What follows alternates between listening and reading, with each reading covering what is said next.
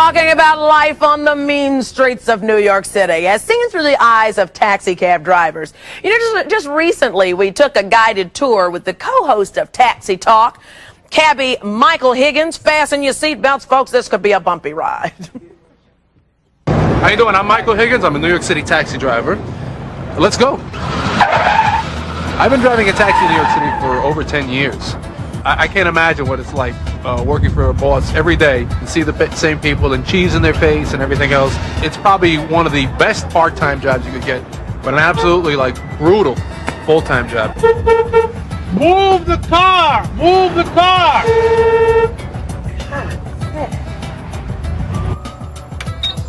The trick is trying to make as mean a face on your hack license as possible. You know, do we really want to mess with Berkowitz's mind, or do we just want to get in the cab and go? Say hello to TV. Say hello. Hi, son. How are you?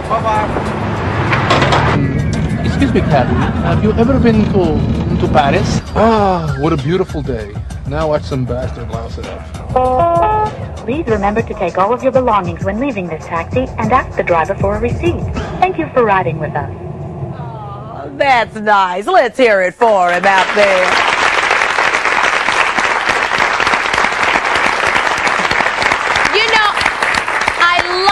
You New Yorkers know this. There's sometimes you get in the car and that little recording at the end, which is pretty new this year, will have a New York accent. Please ask the driver for receipts. My next guest has been driving a taxi for 14 years now, and he calls himself a poet who works in a bookstore that happens to be a taxi. He is the author of Read This Before the Divorce, and I bet a lot of people wish that they had. Please welcome Mark Anthony Butcher. Hi, y'all.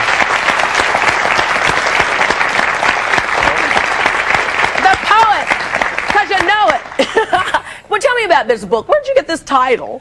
The title was a sarcastic remark that popped into my head after I wrote one of the poems in the book, and it was directed toward my ex.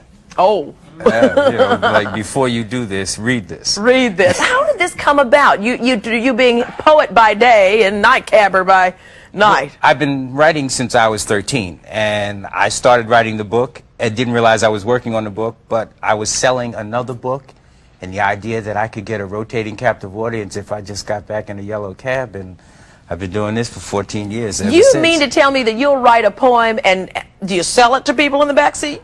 This one poem is called When You Love Someone Really Love. I've sold over 11,000 copies with envelopes just by asking folks to read it before they get out.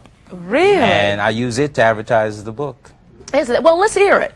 Well, when you love someone, really love is the title. When you love someone, you want that one to have all the good things in life. You want to give everything you can and hope your love enjoys it. When you love someone, you truly want to share all that you have because you have it, and sharing shows how much you care.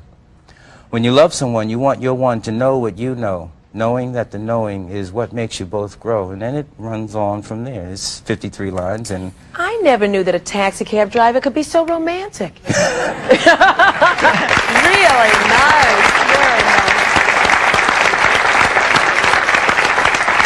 There are some pretty famous people who've been in the backseat of your cab who've enjoyed your poetry. I've sold copies of my book to Charlotte Ray, Cecily Tyson. I even had Donald Trump and some people in the car, and he asked me could he have a copy of the book. I told him I'd already sent him one because he was divorcing Ivana at the time. Oh. But he got out, and the passenger that ended up paying for the ride, he bought a copy of the book. Oh, that's nice. That's nice. So any wild things that happened to you out there in the mean streets of New York City? Driving cab is like turning on a video game and jumping in. And this is what an old-time guy told me once, and I like the line. But I've actually had instances where I've sold copies of my book to people in cars alongside because we were stuck in traffic long enough. A question from the audience here. Yes, to the gentleman in the middle. I've watched an episode of Taxi Cab Confessions, and you had a drag queen in the back of your cab, and you look real I'm uncomfortable. not dating her. No. That was not the Lauren Hutton he was talking about. I'm not saying that you're gay. I'm saying you look real uncomfortable, whether if it was scripted or not. I mean, how did you feel having this drag queen in the back of your cab? I mean, not as uncomfortable as I would be with anybody else, but I mean, when you go through the talking about what happened during the operation and stuff like that and everything, you know. By the way, they're very good tippers. When we come back, they're cab drivers and they're also movie reviewers. Two of my favorite guys in New York City, Finney and Bucky, are going to give us their critiques on the latest flicks when we come back. Cuba Gooding deserved it. He played a part. He was great. Jerry, what do you call it? Tom Cruise. He's too pretty. He ain't never going to. He'll never get an Academy Award. Not your type, huh? You could get it, maybe. Not your type.